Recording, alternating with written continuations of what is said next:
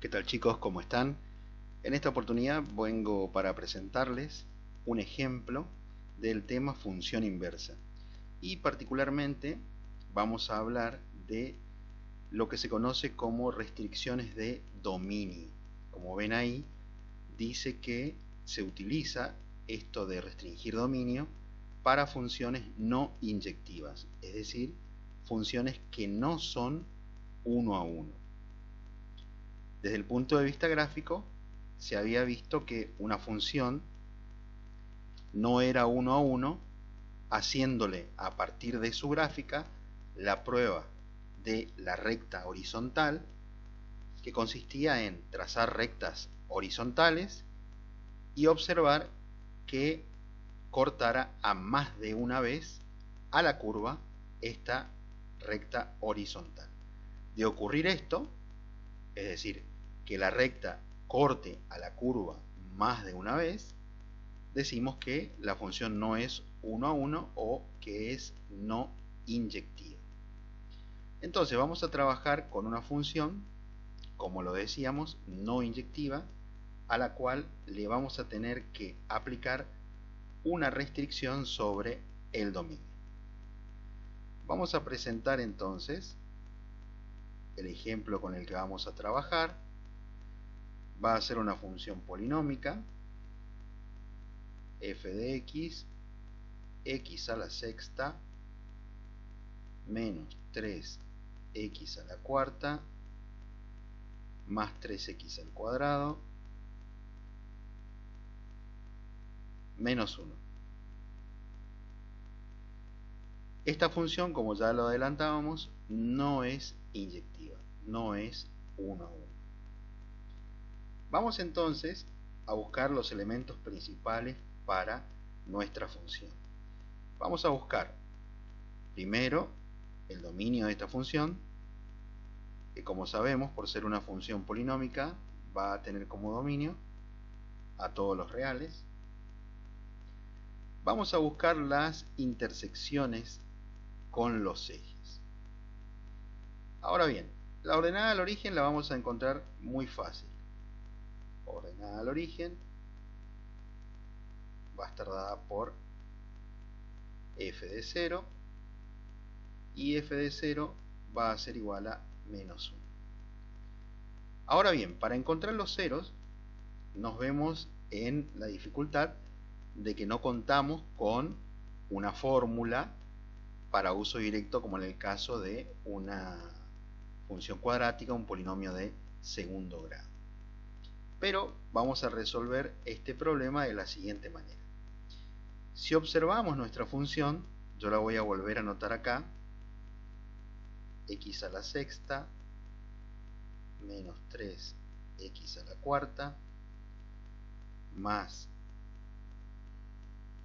3x al cuadrado menos 1.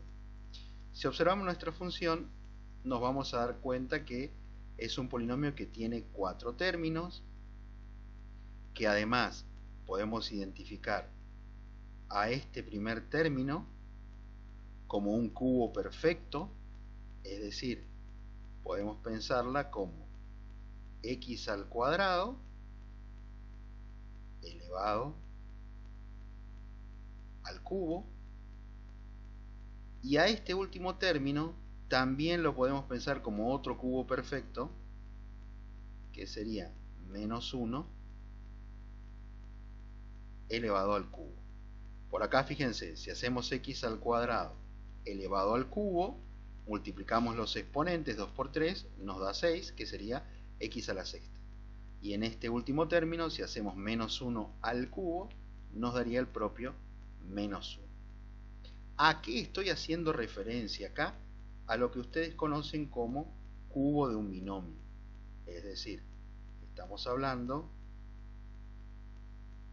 del desarrollo del binomio a más b al cubo.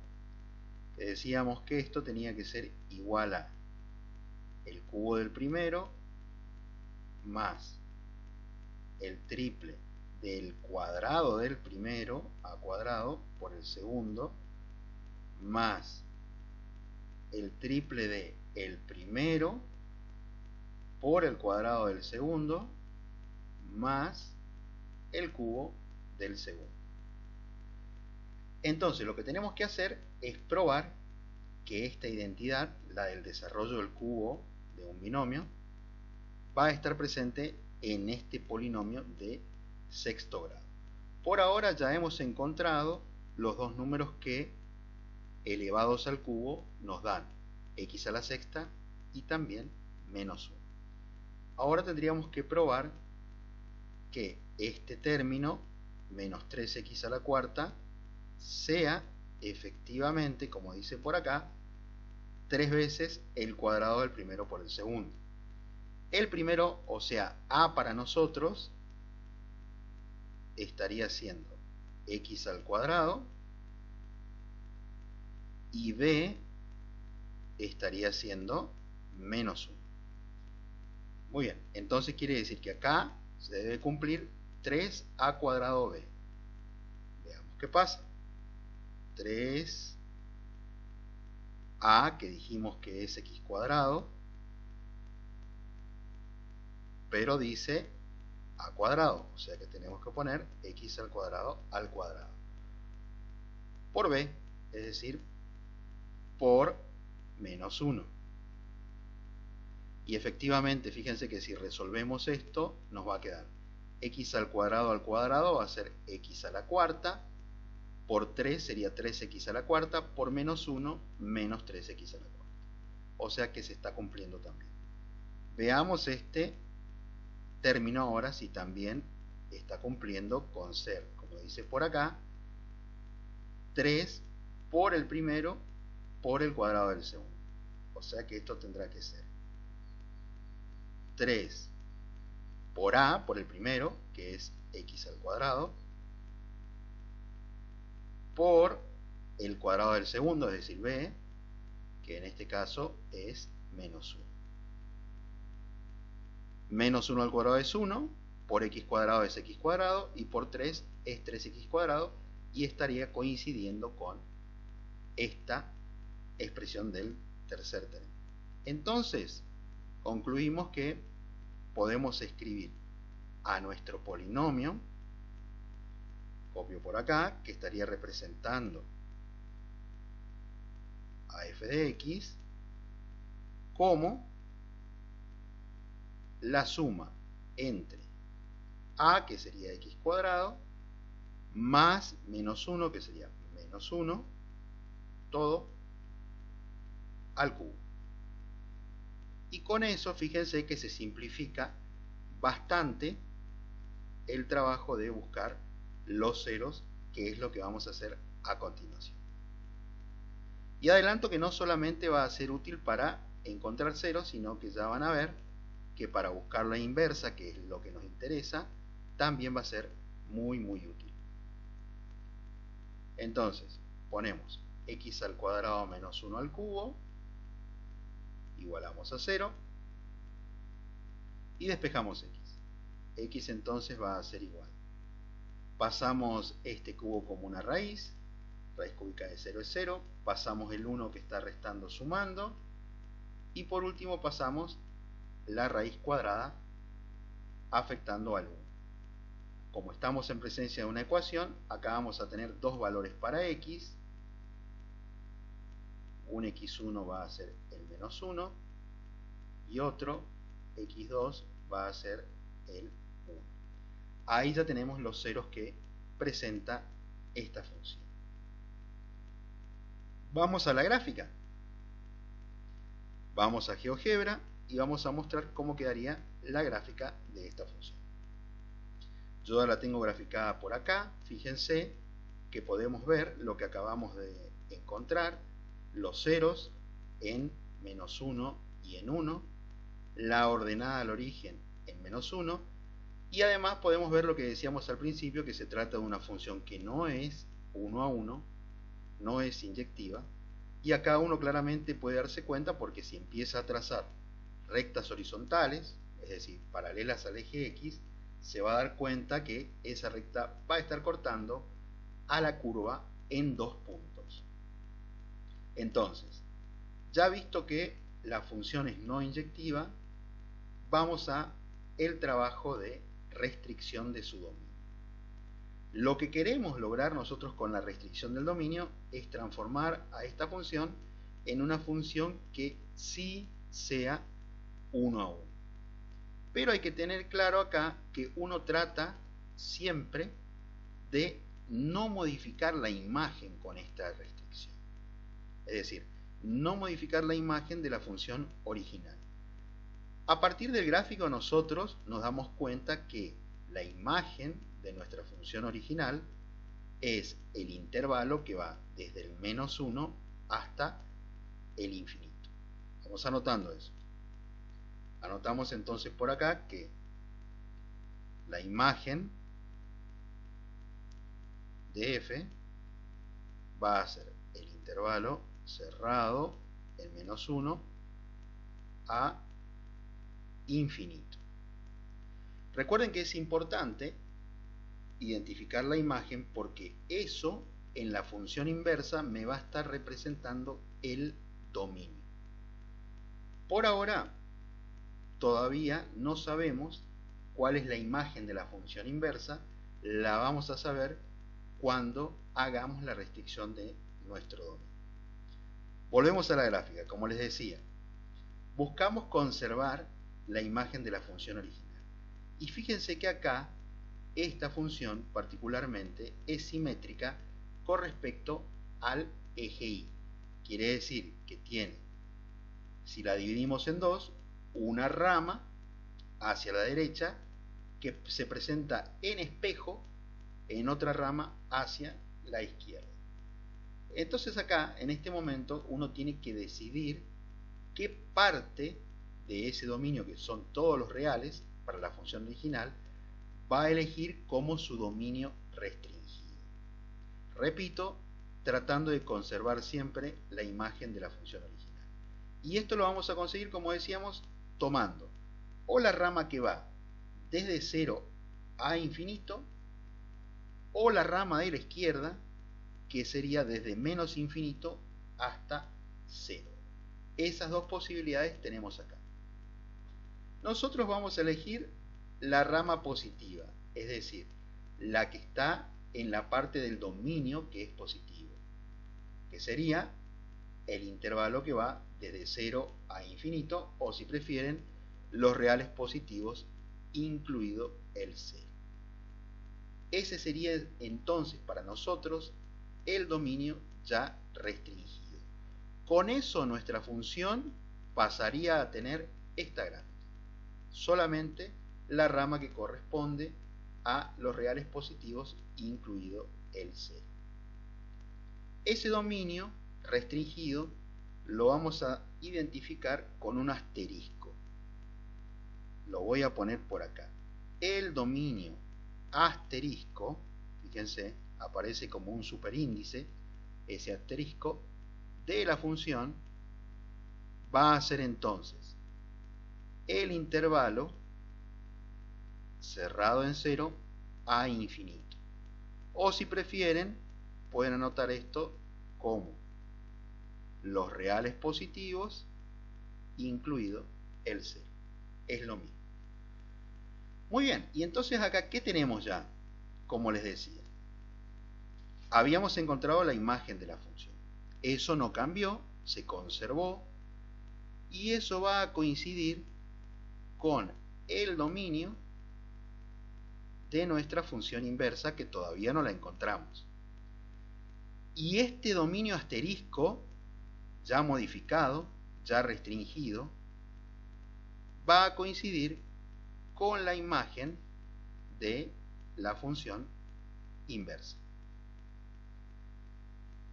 Bien, vamos a la búsqueda entonces. He hecho el trabajo de la restricción y voy a recordar esto nuevamente. Lo voy a repetir. Siempre este es el procedimiento para trabajar con una función no inyectiva. Es decir, si yo me encuentro con una función a la cual no le puedo encontrar la inversa en forma directa porque necesito restringir su dominio, debo hacer este trabajo.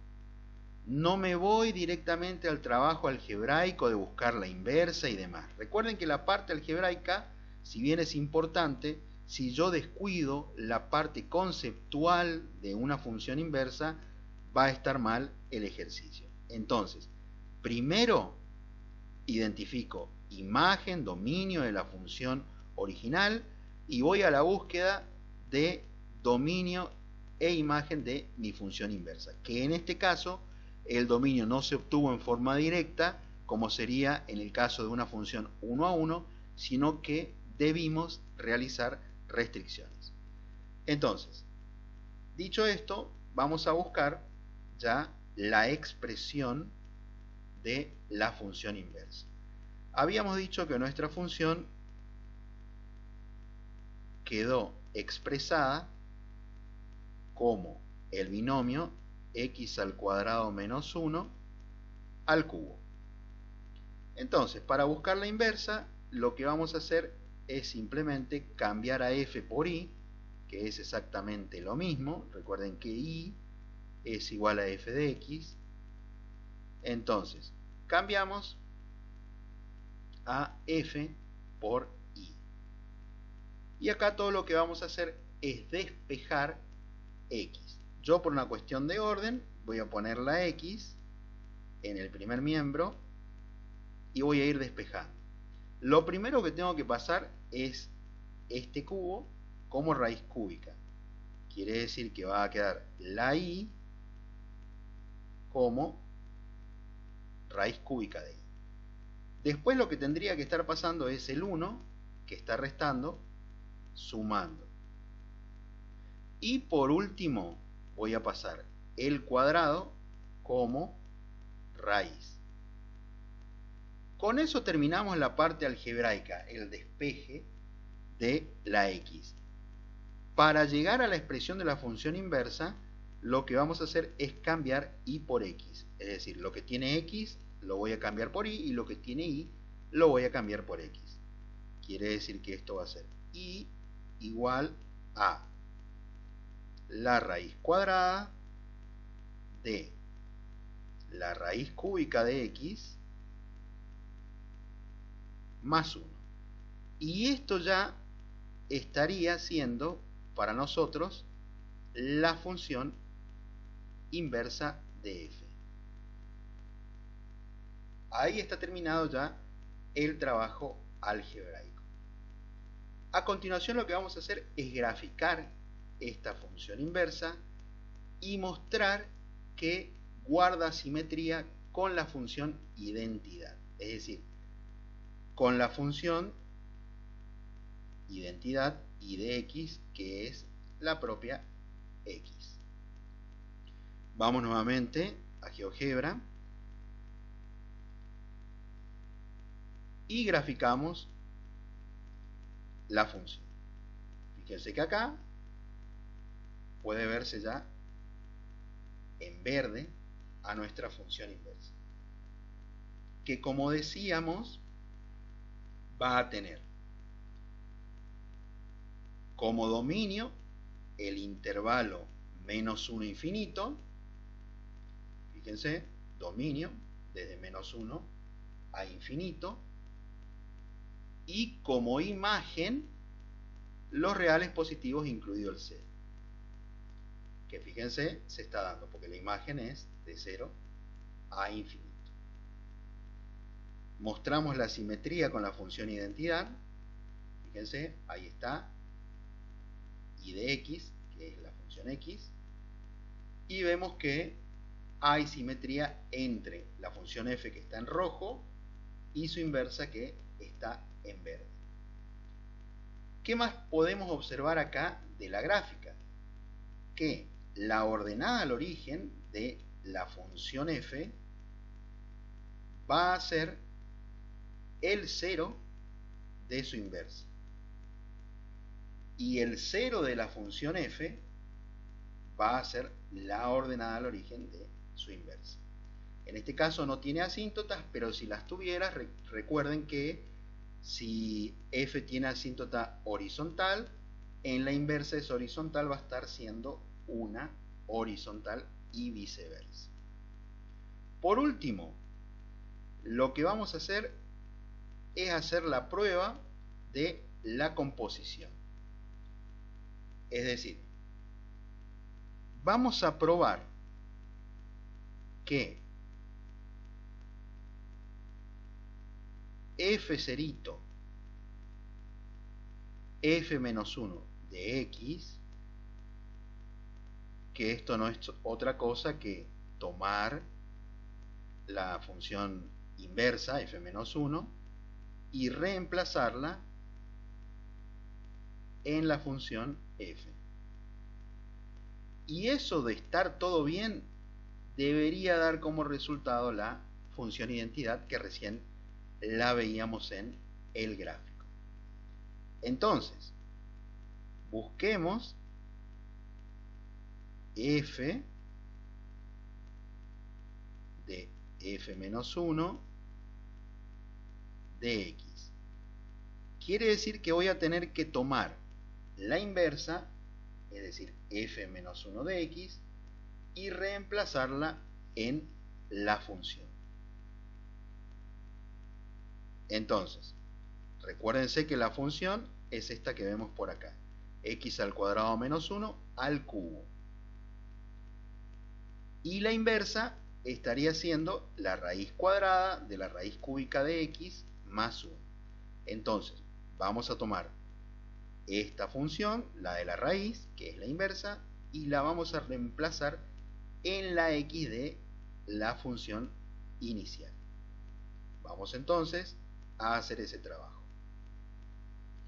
Como voy a poner en la x y está elevado al cuadrado, voy a colocar todo ese paquete de la raíz entre unos paréntesis y voy a poner todo al cuadrado.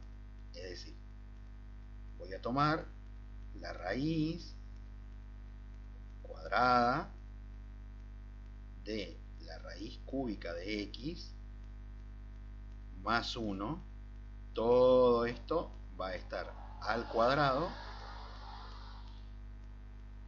Le vamos a restar 1 y vamos a elevar todo al cubo. Repito, reemplazamos la función inversa. Vemos acá, me corro un poquito, la función inversa en la función f. ¿Dónde está la x? Todo esto que tiene raíz lo pusimos acá en la x que quedó al cuadrado. Muy bien. Trabajando acá álgebraicamente vemos que esta raíz se puede simplificar con la potencia.